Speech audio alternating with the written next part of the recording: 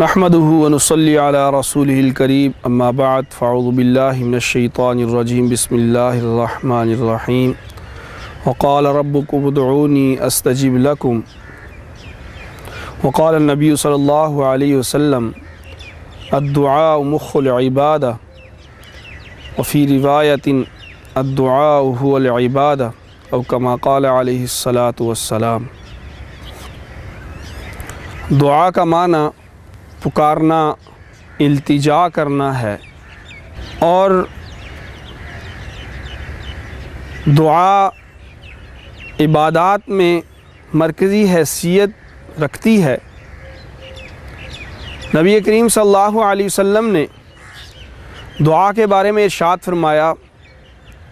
کہ دعا عبادت کا نچوڑ مغز ہے،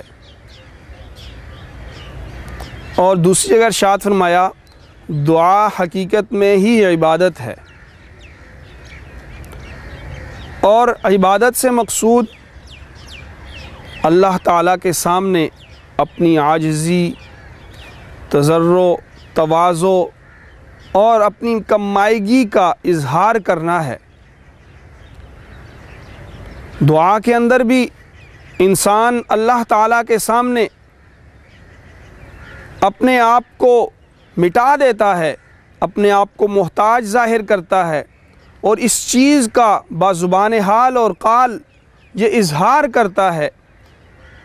کہ میری تمام ضروریات، میری تمام حاجات،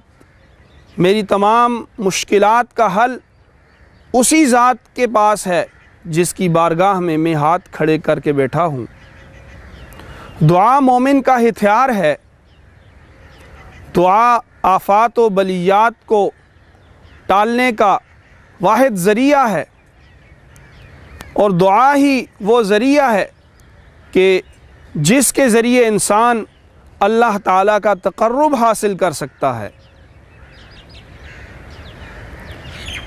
نبی کریم صلی اللہ علیہ وسلم کا عمل اور آپ صلی اللہ علیہ وسلم کی احادیث ہمیں اس طرف رہنمائی کرتی ہے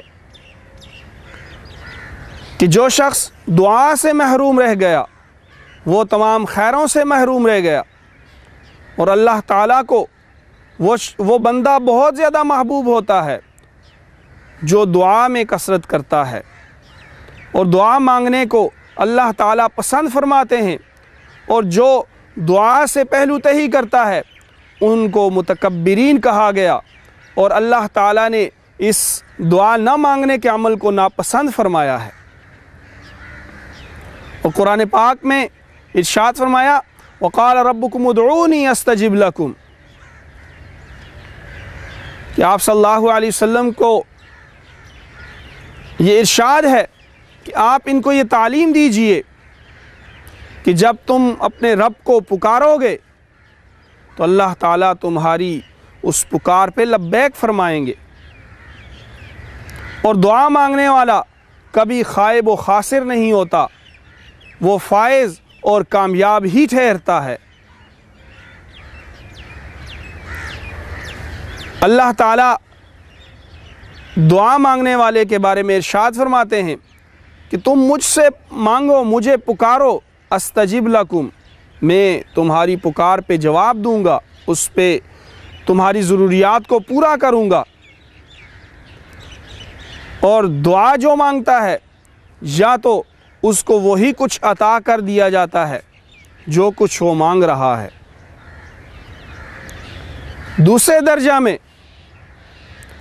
دعا مانگنے والے کی اس دعا کو ذخیرہ کر دیا جاتا ہے، تو قیامت کے دن اس کو اعمال نامہ میں تلنے کے طور پہ اور ترازو میں ان دعاؤں کو رکھ دیا جائے گا۔ اور تیسری صورت اس کی یہ ہوتی ہے کہ آنے والی آفات و بلیات کو اللہ تعالیٰ اسی انداز میں ٹال دیتے ہیں جس انداز میں یہ دعا کر رہا ہے، اور قیامت کے دن انسان یہ آرزو کرے گا کہ کاش دنیا میں نے جتنی دعائیں مانگی تھیں ان میں کوئی بھی قبول نہ ہوتی، آج وہ ساری کی ساری ذخیرہ ہو کر میرے اعمال میں تلتی۔ دعا اللہ تعالیٰ کی طرف سے ایک بہت بڑا انعام ہے، اور جو شخص دعا کا اہتمام کرتا ہے اس کو وہی کچھ عطا کر دیا جاتا ہے،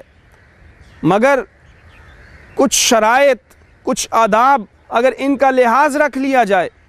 تو اللہ تعالیٰ ہر دعا کو قبول کرتے ہیں۔ سب سے پہلے یہ جو دعا کرنے والا ہے اس کا کھانا پینا لباس وہ مال حلال سے ہونا چاہیے، مال حرام اس میں شامل نہ ہو۔ نمبر 2، کسی کی حق تلفی اور کسی گناہ کے لیے دعا نہ ہو، خیر کی اور بھلائی کی دعا ہو، پورے اخلاص کے ساتھ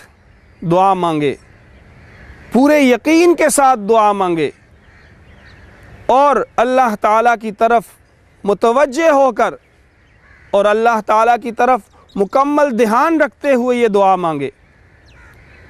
دعا کے شروع اور آخر میں نبی کریم صلی اللہ علیہ وسلم کی ذات پہ درود و سلام بھیجے اور اللہ تعالیٰ سے اس انداز میں مانگے کہ میں جو کچھ مانگ رہا ہوں میرا رب مجھے عطا کرے گا، اور اگر وہ چیز عطا نہیں ہو رہی تو دعا کے عمل کو کبھی نہ چھوڑے بلکہ دعا کے عمل کو مسلسل جاری رکھے۔ اس سے جہاں پہ تقرب الہی اس کو حاصل ہو رہا ہے وہاں پہ اس کے نامہ اعمال کے اندر ذخیرہ بھی ہو رہی ہیں وہ دعائیں۔ تو دعا ایسا عمل ہے کہ جس کو انسان فراخی میں، تنگی میں، ہر حال میں، خوشی ہو یا غمی ہو، حالات اچھے ہیں یا برے ہیں، تمام کے تمام صورتوں کے اندر اس عمل کو جاری رکھیں، اللہ تعالیٰ کا تقرب بھی حاصل ہوگا، اللہ تعالیٰ اپنی نعمتیں بھی عطا کریں گے اور اللہ تعالیٰ آفات و بلیات سے بھی بچائیں گے، اور آخرت میں نامہ اعمال کی بڑھوتری اور اس کے اندر زیادتی کا ذریعہ بھی بنے گا۔ اللہ پاک ہم سب کو عمل کرنے کی توفیق عطا فرمائے۔ وآخر دعوانا ان الحمد للہ رب العالمین۔